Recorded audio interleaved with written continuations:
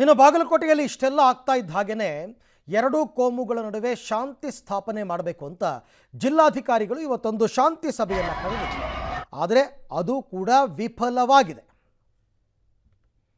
ಶಿವಾಜಿ ಜಯಂತಿ ಮೆರವಣಿಗೆ ವೇಳೆ ಕಲ್ಲು ತೂರಾಟ ಪ್ರಕರಣ ಜಿಲ್ಲಾಧಿಕಾರಿಗಳ ನೇತೃತ್ವದಲ್ಲಿ ನಡೆದ ಶಾಂತಿ ಸಭೆ ಕೂಡ ವಿಫಲವಾಗಿದೆ. ಯಾಕೆ ಅಂದರೆ ಶಾಂತಿ ಸಭೆಗೆ ಮುಸ್ಲಿಂ ಸಮುದಾಯದ ಮುಖಂಡರು ಬಂದಿಲ್ಲ.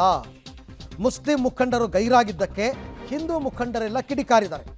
ಜಿಲ್ಲಾಧಿಕಾರಿ ಕೇವಲ ನಮ್ಮನ್ನು ಮಾತ್ರ ಸಭೆಗೆ ಕರೆದಿದ್ದಾರೆ, ಜಿಲ್ಲಾಡಳಿತ ಏಕಪಕ್ಷೀಯವಾಗಿ ನಡೆದುಕೋತಾ ಇದೆ ಅಂತ ಕಿಡಿಕಾರಿದ್ದಾರೆ. ಫೆಬ್ರವರಿ 22ಕ್ಕೆ ಮತ್ತೆ ಸಭೆ ಕರೆಯೋದಾಗಿ ಜಿಲ್ಲಾಧಿಕಾರಿಗಳು ತಿಳಿಸಿದ್ದಾರೆ. ಹಾಗೆ ಮಾಡೋಕ್ಕೆ ಬರಲ್ಲ. ಒಂದು ಕೋಮಿನವ್ರನ್ನ ಮಾತ್ರ ಸಭೆಗೆ ಕರೆದ್ರೆ ಹೆಂಗೆ? ಅದು ಗೊತ್ತಿಲ್ಲ. ಜಿಲ್ಲಾಧಿಕಾರಿಗಳು ಎರಡೂ ಕೋಮಿನವ್ರನ್ನ ಕರೆದಿದ್ರೋ ಇಲ್ವೋ ನೋಡಬೇಕು. ಕರೆದಿದ್ದರೆ ಬರದೇ ಇರೋದು ಮುಸ್ಲಿಂ ಸಮುದಾಯದವರ ಮುಖಂಡರ ತಪ್ಪಾಗುತ್ತೆ. ಕರೆದೇ ಇಲ್ಲ ಅಂತಂದರೆ ಅದು ಜಿಲ್ಲಾಧಿಕಾರಿಗಳ ತಪ್ಪಾಗುತ್ತೆ. ಹಾಗಾಗಿ ಇವಾಗ ಸದ್ಯಕ್ಕಂತೂ ಹಿಂದೂ ಮುಖಂಡರು ಕಿಡಿಕಾರ್ತಾ ಇದ್ದಾರೆ. ಶಾಂತಿ ಸಭೆ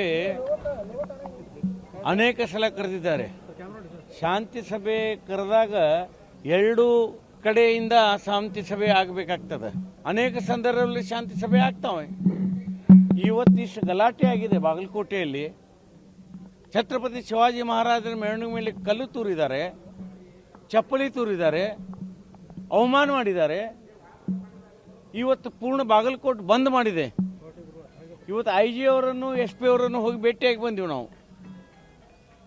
ಇವತ್ತು ಶಾಂತಿ ಸಭೆ ಕರೆದ ನಂತರ